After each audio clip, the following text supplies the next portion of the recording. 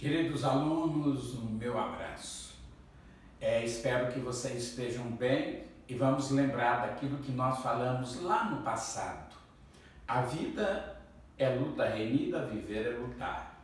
A vida é combate, que os fracos abatem e os fortes e os bravos só fazem exaltar.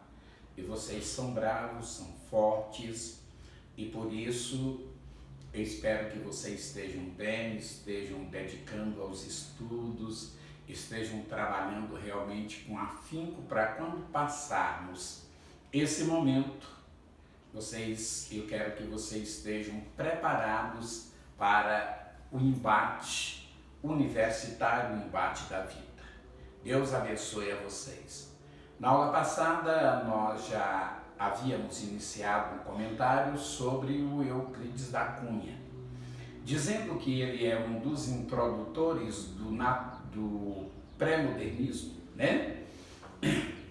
O outro é o Graça Aranha, eles vão publicar na mesma época, e que a obra Os Sertões foi chamada pelo Joaquim Nabuco de a Bíblia da Nacionalidade, e que o Euclides da Cunha é o primeiro grande pensador social brasileiro, né? Então nós já havíamos falado alguma coisa sobre esta obra Os Sertões.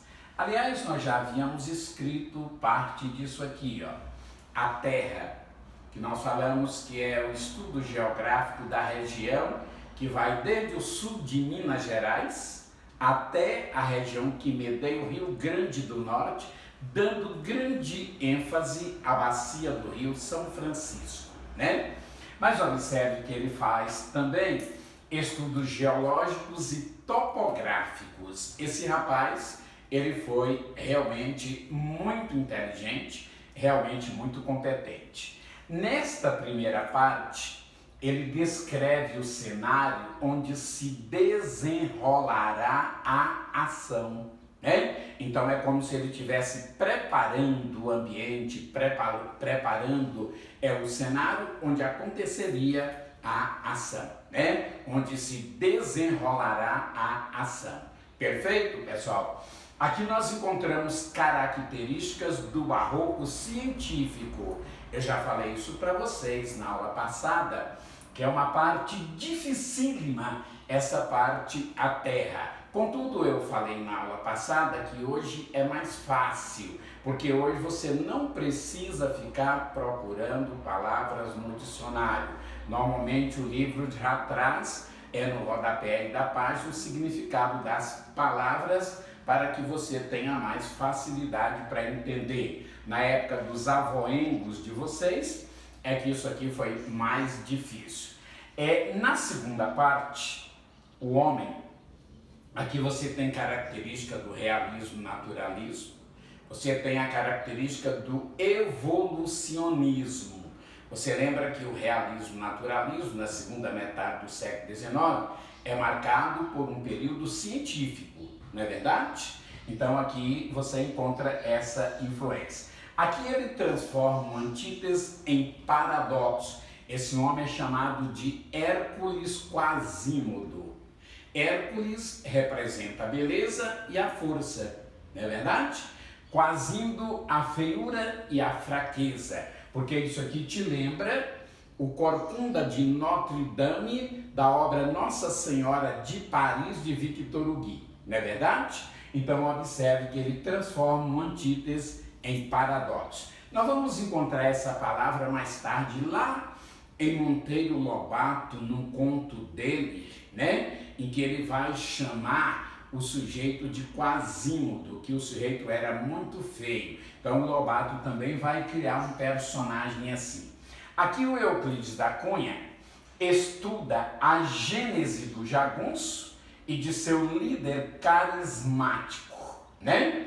E ele faz a análise séria do Nordeste e do nordestino. Se eu te perguntasse assim, ó, o Euclides foi o primeiro escritor a falar sobre o que? Sobre o Nordeste? Você, por certo, me diria que não, é claro que não, né? Os românticos já falaram sobre o Nordeste Os realistas naturalistas também, caso de quem? Manuel de Oliveira Paiva, Domingos Olímpio, Adolfo Caminha, né? E lá no romantismo, o José de Alencar, e no sertanejo, já que ele é o quê? É cearense, né? Quem mais? O Franklin Távora, falando sobre a região de Pernambuco. Então, outros escritores já falaram sobre o Nordeste. Mas, com seriedade, o que acontece? Acontece que o primeiro a analisar seriamente o Nordeste e o nordestino é esse rapaz aqui, né? Analisando todo o problema do Nordeste e do nordestino, tudo bem? Aí o que acontece, pessoal? Aqui ele vai falar sobre o coronelismo, não é verdade? Ele vai falar sobre o quê? Sobre o mal político. Ele vai falar sobre a seca, tudo bem? Então observe o seguinte, ele vai falar sobre a seca e ele vai falar sobre o problema da terra e o agente principal da terra é o homem. Essa seca, ela vai ser causada pelo homem. Por quê? Porque havia e há até hoje uma prática entre o nosso povo que é a da queimada, tudo bem? De botar o fogo na terra. Muito dos nossos fazendeiros nesse Brasil ainda hoje bota fogo no pasto no mês de agosto, setembro, por aí, viu? Eles acham que a cinza ali da queimada, quando chove, fertiliza a terra, esquecendo que o fogo queima os nutrientes da terra. Então observe que essa seca que a gente vê hoje aí no Nordeste tem uma causa, não é verdade? Então observe vocês que isso não é de graça, isso tem um custo que nós estamos pagando até hoje. E esse incêndio que nós estamos vendo no Mato Grosso, existe a ideia que foi algum fazendeiro com essa prática de queimada que provocou tudo isso. Então nós vivemos com isso ainda hoje, né? A parte mais importante da obra é a terceira parte, é a luta, tudo bem? Aqui ele narra a luta, eu vou mudar isso aqui, viu? Ele narra o quê? Isso aqui aconteceu de verdade, viu? Ele narra os combates travados entre soldados da Força Republicana e jagunços. Esse termo jagunço, no norte e nordeste, isso aqui é chamado de cangaceiros, não é verdade? E para a nossa região aqui nós usamos o termo jagunço, tudo bem? Isso aqui aconteceu de verdade. Então você vai prestar atenção no seguinte detalhe. Essa obra é apenas uma obra literária? Não. É uma obra científica e literária. Essa obra oscila entre ciência e literatura. Tudo bem? Isso aqui aconteceu de verdade. Tá certo? Você pode observar que os documentários, os filmes que faz sobre os sertões, eles vão dar mais ênfase a essa parte aqui, ó. Por quê? Porque aqui tem mais ação, não é verdade? Então, aqui tem mais ação, por isso eles vão dar mais ênfase a essa parte, viu? O espaço físico geográfico predominante dessa obra é aonde? Canudos, na Bahia, viu? Então, o espaço físico geográfico é Canudos, aí na Bahia. Predominante. Perfeito, meus filhos? Mas o que acontece? Ele vai falar sobre grande parte do Nordeste. Por quê? Porque a personagem principal aqui, a obra vai girar em torno dessa personagem, né? Então a personagem principal aqui é esse rapaz aqui, ó, Antônio Conselheiro, que é o Antônio Maciel, né? Chamado de que, meus filhos? De conselheiro. Por quê? Que dava conselho. Oxe, né? Então observe que o Antônio Conselheiro. Esse Antônio Conselheiro é cearense de Quixeramobim, não é verdade? Ele tem pontos em comuns com Euclides da Cunha. Vejamos o seguinte, o Antônio Conselheiro foi traído pela esposa, o Euclides da Cunha também. Só que o Antônio Conselheiro agiu com mais inteligência, né? Ele abandonou a mulher, ele vai ficar 10 anos desaparecido, ele vai reaparecer místico, rezador, tendo vários seguidores. Era um homem de um carisma muito grande e as pessoas em torno dele, e ele vestido com uma batina de brim azul, apoiado no bastão e barbudo, magro, né? E o que acontece? Ele tinha os seus seguidores e ele dava conselhos e ele era contra algumas coisas. Ele era contra a república, ele era contra o casamento civil, não é verdade? E ele era contra o protestantismo. Ele era sebastianista. Você lembra o que é isso, meus filhos, sebastianista? O que é ser sebastianista? Quem acredita na volta de Dom Sebastião. Lembra do Dom Sebastião? Que desapareceu na batalha de Alquerque-Quibir e o corpo dele não foi encontrado, né? E os portugueses, ainda tem gente até hoje, que acredita que ele voltará para transformar Portugal no quinto império do mundo. Tudo bem? E quem acredita na volta dele é sebastianista. O padre Antônio Vieira também acreditava nisso, não é verdade? Então, olha só, que acontece? O Antônio Conselheiro era tudo isso, e ele tem os seus seguidores. E ele vai andando pelo Nordeste, até que ele chega na Bahia.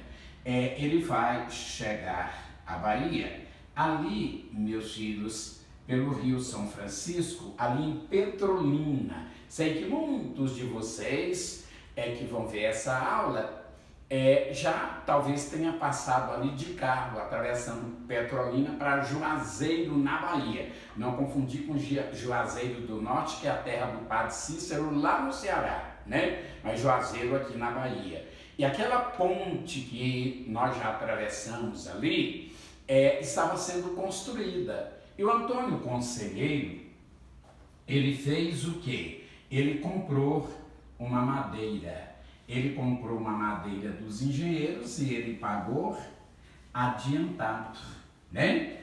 E aí o que acontece? Na hora certa, ele mandaria buscar a madeira. Quando eles chegam em Canudos, num lugar por nome de Belo Monte, lá eles param. E quando eles param ali, eles instalam ali e começam a construir uma igreja. E quando o Antônio Conselheiro precisa da madeira, ele manda buscá-la. Mas as pessoas que vendem a madeira não querem entregar a madeira. E agora vai criar um impasse, porque os jagunços, eles vão falar que vão pegar a madeira na mar.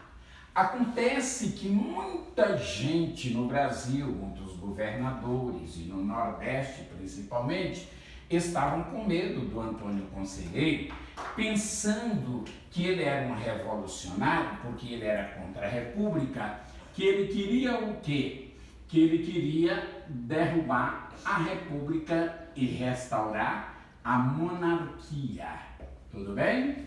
Se eu perguntar a vocês o seguinte, ele queria fazer isso, meus filhos? Não. O que ele queria? Viver em paz com seus seguidores. Mas as pessoas não entenderam isso e foi criado, né? Um grupo para exterminar, para acabar com esse foco revolucionário. 100 soldados, primeira expedição, 100 soldados. E foram para acabar com esse foco revolucionário. Mas acontece que essa expedição, a primeira expedição, foi derrotada. Só escaparam 10 soldados porque fugiram, 90 foram mortos. Eu não vou falar para vocês o que o pessoal de Canudos fizeram com os mortos, não. Eu não vou contar isso para vocês, não. Depois vocês poderão ler isso aí e ver o que aconteceu, né? O que acontece, meus filhos? Acontece que foi a segunda expedição. E a segunda expedição, ela foi com 500 soldados. E aí o que acontece? Acontece que esses 500 soldados lutaram contra os jagunços e também foram derrotados. Foi então uma terceira expedição. Na terceira expedição, nós tínhamos 1.300 soldados, mas esses soldados foram também o quê?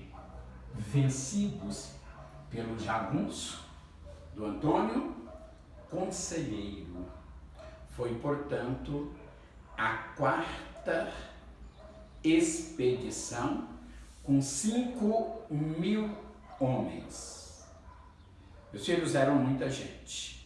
5.000 homens, e quando chega o mês de agosto de 1897, o próprio ministro da guerra vai para a região com mais 8.000 homens.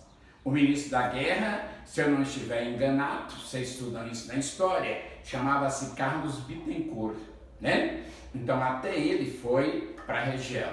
Canudos vai ser o quê? Canudo vai ser destruído, vai ser o quê? Arrebentar, né? Vai acabar com tudo. Eles levaram até canhão e deram um tiro na torre da igreja. E aí o que acontece? Acontece que quando a torre é destruída, o Antônio Conselheiro, ele entra para o templo, e quando ele entra para o templo, ele deixa de beber, de comer e de falar. Ele fica com os olhos fixos num ponto imaginário. E aí o que acontece? Acontece que ele fica com os olhos fitos num ponto imaginário e ele vai enfraquecer até morrer. Quando ele morre, ele vai ser sepultado ali em Canudos. Grande parte da população não sabia, mas a cúpula que estava com ele, que sabia, né? E quando eles invadem Canudos e acabam com tudo, graças à informação de um prisioneiro, o que vai acontecer? Vai acontecer que ele é descoberto, ele é exumado, né? Então ele é exumado, e quando ele é exumado, assim a face dele já estava escamando, cheirando mal, né? Eles fotografam ele, sepultam ele, exumam ele de novo, cortam o pescoço dele para fazer o quê? Para mandar a cabeça dele para a Universidade da Bahia para estudar o cérebro dele. Mas como já cheirava muito mal, resolveram botar num saco de lona e determinado militar foi escolhido para jogar essa cabeça no mar da Bahia e não contar para ninguém o local onde foi jogada a cabeça, para que as pessoas não fossem atrás para tirar a cabeça e para beatificá-lo, né? As pessoas ali, o final desse livro é muito triste, porque ninguém foi preso, viu? No final, quando o povo invade Canudos, o Euclides da Cunha diz: fechemos esse livro, né? Canudos não se rendeu, lutou até a expugnação total. Caiu no dia 5, ele fala a tantas horas, e as pessoas que estavam vivas ali foram degoladas, né? Porque achavam que elas eram contra a República, falavam para elas: dê um viva a República. E elas, se não davam, eram degoladas, mas se davam também, eram também degolados. Agora preste atenção, porque o Euclides da Cunha ficou ao lado do jagunço, ele tomou partido. Como historiador, você não pode tomar partido, você tem que manter a sua o quê? Imparcialidade. Ele diz que foram necessários 5.000 soldados para lutar apenas contra 2 homens feitos, Pajeú e João Grande. Esse Pajeú, ele entendia de estratégia militar segundo Euclides da Cunha, né? Eu poderia falar sobre essas duas personagens para vocês muito tempo, mas eles foram convertidos pelo Antônio Conselheiro, né? E aí o que acontece? Tinha um rapazinho e um velho, o resto eram mulheres e crianças. Nós sabemos que isso não é verdade, porque se nós voltarmos um pouco atrás lá na obra Os Sertões, nós vamos ver que vinha gente da pior espécie possível para Sertões, para Canudos, perdão, com armas ao ombro, para lutar ali. Então eram pessoas da pior estirpe possível, perfeito? Então observe que isso aí não é verdade, tá certo? Mas as pessoas morreram, Canudos acabou. É uma obra que oscila entre ciência e literatura e é a obra-prima da literatura brasileira. É uma obra realmente fantástica, fantástica, fantástica. Tudo bem? No mesmo ano que o Euclides da Cunha publica Os Sertões, Graça Aranha, esse rapaz de São Luís do Maranhão, vocês devem saber que São Luís do Maranhão já foi chamado de Atenas brasileira, né? É terra do Aloysio de Azevedo, do Ferreira do Lar, não é verdade? E de tantas outras pessoas, Arthur de Azevedo, né? Hoje é apenas brasileira, tudo bem? Então observe, esse rapaz, ele formou-se em Direito muito novo, entrou muito novo para a Academia Brasileira de Letras, foi juiz também muito novo e foi mandado para o Espírito Santo. Então o espaço físico predominante dessa obra é essa parte do Brasil, onde ele vai usar como tema a imigração alemã no Brasil. Essa obra é um romance ideológico e ela gira em torno dessas personagens aqui, ó, Milkou e Lentz. Esse Milkou, ele acredita na força regeneradora do Brasil, do amor, e ele acredita, ele é otimista em relação ao futuro do Brasil, tudo bem? Então ele acredita na força regeneradora do amor. E que mais? Ele é otimista em relação ao futuro do Brasil. Ele acredita na miscigenação. Perfeito? Muito bem. Agora vejamos. Enquanto esse rapaz acredita na força regeneradora do amor, é otimista em relação ao futuro do Brasil, esse outro aqui, ó, o Lentz, ele já é partidário. Ele é partidário de que? Das teorias racistas, viu? Então ele é partidário das teorias racistas. Portanto, para ele, o Brasil não tem o que? Futuro. Tudo bem? Por causa do índio, do negro e do próprio português, que segundo ele eram raças inferiores. Ele achava que o único povo capaz de fazer alguma coisa pela humanidade era a raça alemã, era a raça ariana, tudo bem? Que era superior. Então ele pregava isso aí, e ele é contra, é claro, que o negro, o índio, o próprio português.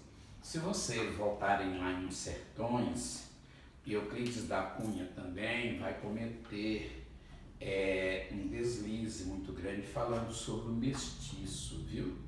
De maneira realmente muito triste. Ele não acreditava no mestiço de maneira nenhuma. Então o que acontece, pessoal? Acontece que esse rapaz, partidário das teorias racistas, esse romance é um romance ideológico ou um romance de ideias, tudo bem? É um romance ideológico ou um romance de ideias. Por quê? Porque esse romance vai girar em torno desses dois personagens aqui, ó. Desses dois personagens aqui. Então o Milko acreditando em uma coisa e o Lentz acreditando em outra coisa. Perfeito? E aí então eles vão debatendo as suas ideias. Correto? Muito bem. Agora vejamos. Lá em Euclides da Cunha, Euclides vai falar que foram necessários 5.000 soldados para lutar apenas contra 2 homens, um velho e um rapazinho, né? Praticamente uma criança. Agora aqui nós vamos encontrar uma moça por nome de Maria, empregada doméstica na casa de uma família alemã, e essa moça é seduzida e engravidada pelo filho primogênito da família.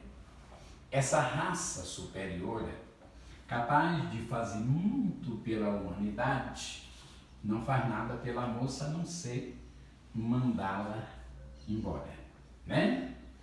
Acontece que todos vocês sabem que é muito mais fácil criticar que ajudar, né? É muito mais fácil atirar uma pedra de que estender a mão, e a sociedade não estendeu a mão para essa moça. E ela foi jogada de uma casa para outra até que chega a hora dela conceber. Quando chega a hora dela conceber, ela vai conceber no mato. E quando isso acontece, o cheiro do sangue atrai uma vara de porcos, não, vara coletiva de porcos, né? De porcos selvagens. E o que acontece? Eles, enlouquecidos com o cheiro do sangue, acabaram comendo a criança. E eles dilataram os focinhos, enlouquecidos e enfurecidos agora não só com o cheiro do sangue, mas também com o gosto do sangue. Provavelmente eles comeriam também a criança se o Milko não chega para salvá-la e partir com ela em busca de Canaã, que significa a terra prometida. E a sociedade queria puni-la, julgando-a responsável pela morte do filho. Mas ela não era responsável, já que ela não estava em seu estado mental perfeito, né? A sociedade era mais responsável que ela. Então é uma obra dura essa obra. Vocês lembram, porque isso aqui já é revisão, que mais tarde esse Graça Aranha, ele se torna diplomata, sai do Brasil, né? Ele se torna diplomata e foi ele quem incentivou o escritor Aloysio de Azevedo a entrar para a diplomacia, viu? E mais tarde ele volta ao Brasil, lá em 1921, vocês lembram disso? E encontra o Brasil em plena efervescência para a realização da Semana de Arte Moderna. E aí o que acontece? Ele vai romper com os velhos e aderir aos jovens. Ele vai participar da Semana de Arte Moderna. Foi ele, aliás, quem fez o discurso de abertura da Semana de Arte Moderna. Não é isso? Muito bem. Aí vocês têm Afonso Henrique de Lima Barreto. De todos os escritores do pré-modernismo, esse aqui é o que é mais cobrado nos vestibulares. Não que os outros não sejam, viu? Não se trata disso. Mas esse aqui, nenhum deles foi mais cobrado que esse aqui. Ele é muito cobrado nos vestibulares, tudo bem? Você pode encontrar ele sendo comparado ao Machado de Assis, herdeiro de Machado de Assis, porque os dois eram mulatos, né? Pobres, tiveram problemas, mas existe uma diferença. Machado de Assis foi reconhecido em vida, perfeito? Então, o que acontece? Ele foi reconhecido em vida, esse aqui não foi, tá certo? Esse não foi. Já já vocês vão ver por quê. O espaço físico predominante na obra desse rapaz é o Rio de Janeiro, viu? É o Rio de Janeiro. Quando ele fala sobre o Rio de Janeiro, ele vai falar sobre o quê? Sobre o subúrbio, sobre o quê? As favelas, né? Então ele vai falar sobre isso. Curiosamente, existe um escritor no primeiro tempo modernista, mas ele é pouco estudado. Eu não sei se vocês lembram dele, Antônio de Alcântara Machado, com linguagem diferente do Lima Barreto, é claro, embora os dois procuram fotografar e usar a linguagem jornalística, mas é um pouco diferente. Mas os dois trabalham com o mesmo objetivo. Esse Antônio de Alcântara Machado, ele vai criar o português macarrônico. Você lembra disso? Por quê? Porque ele vai falar sobre os bairros ítalo-paulistano, tá certo? Então ele vai mostrar a imigração italiana no Brasil, falando sobre o bairro do Brás, do Bexiga. Aliás, ele tem uma obra com esses nomes, Brás, Bexiga e Barra Funda, tudo bem? Com contos fantásticos, sensacionais, que é o caso de Caetaninho, onde ele emprega uma linguagem radiofônica empregado pelos narradores de futebol. Você encontra isso, inclusive, em Gaetaninho, né? Gaetaninho, que é um conto realmente sensacional, triste, mas sensacional. O Lima Barreto também vai falar sobre isso, sobre a central do Brasil, sobre o subúrbio, focalizando as pessoas oprimidas, as pessoas marginalizadas. Olha só o que acontece, meus filhos. Ele vai fazer uma literatura do povo,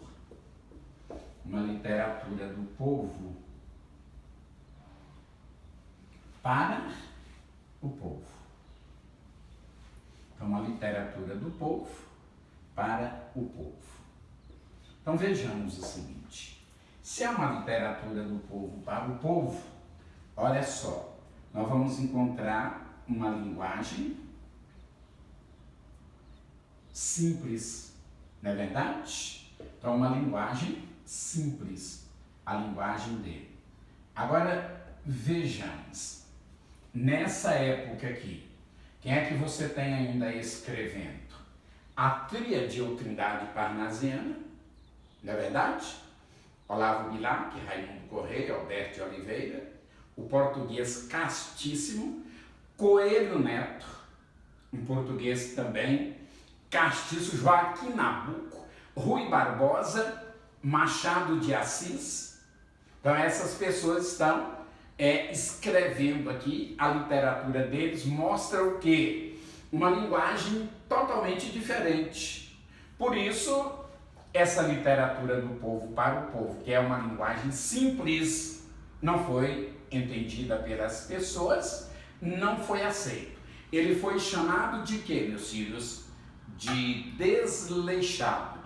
Falaram que ele não sabia gramática por causa de erros, segundo a crítica, intencionais que ele vai cometer.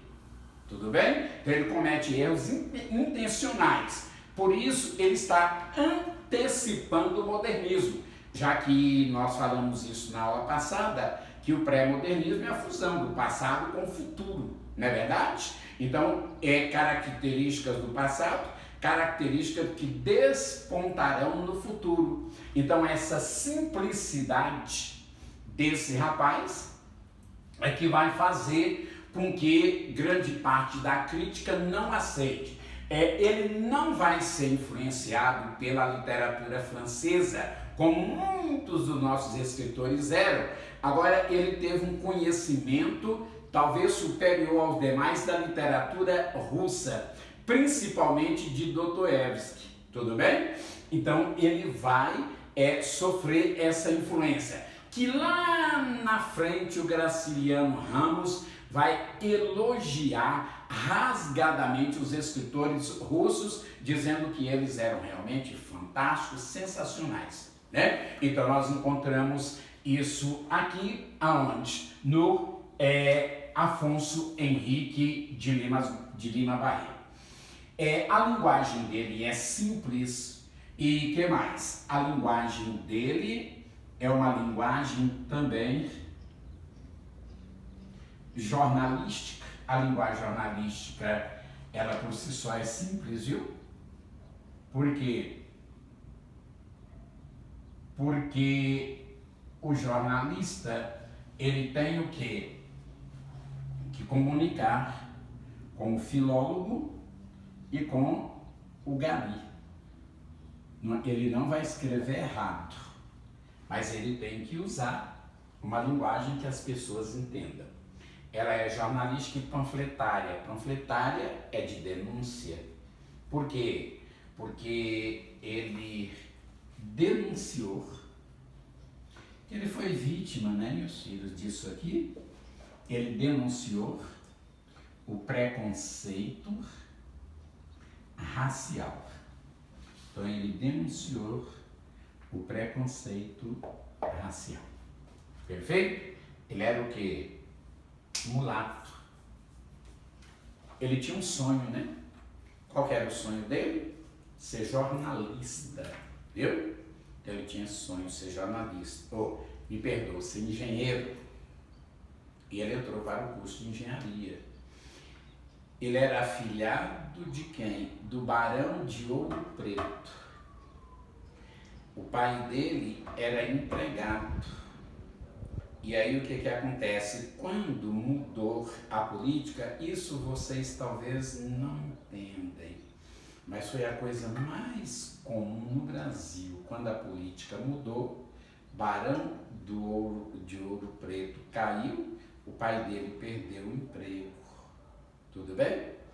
E a mãe dele era professora, morre, o pai dele vai acabar ficando louco, sendo internado no hospício. Ele fica com os irmãos, ele teve que trabalhar muito novo, junto com os irmãos, para se sustentarem. Aí ele entra para o curso de engenharia e havia um professor que faz o quê? Que não gostava de mulato e achava que um mulato não podia tirar carta de doutor. E ele foi reprovado 3 vezes numa mesma matéria pelo mesmo professor, pelo fato de ele ser mulato. Ele acaba não se tornando jornalista, ou engenheiro, perdão, e ele vai militar como jornalista, e ele vai arrumar um emprego também, viu? E ele vai militar como jornalista e ele vai ser escritor, perfeito? Olha só, ele denunciou preconceito racial, né? Vocês lembram que o Cruz e Souza, nós falamos, parece na aula passada, que partilhou dos dramas de sua raça, dos seus avoengos. Esse aqui, o que ele vai fazer? Ele era mulato, ele sofreu na pele o problema da cor, por isso a obra dele às vezes é excessivamente autobiográfica, que é o caso, por exemplo, de Recordações de Isaías Caminha. Esse Isaías Caminha tinha um sonho que era ser médico, sai do interior e vai para o Rio de Janeiro para fazer medicina, mas ele não vai poder fazer medicina. Por que não?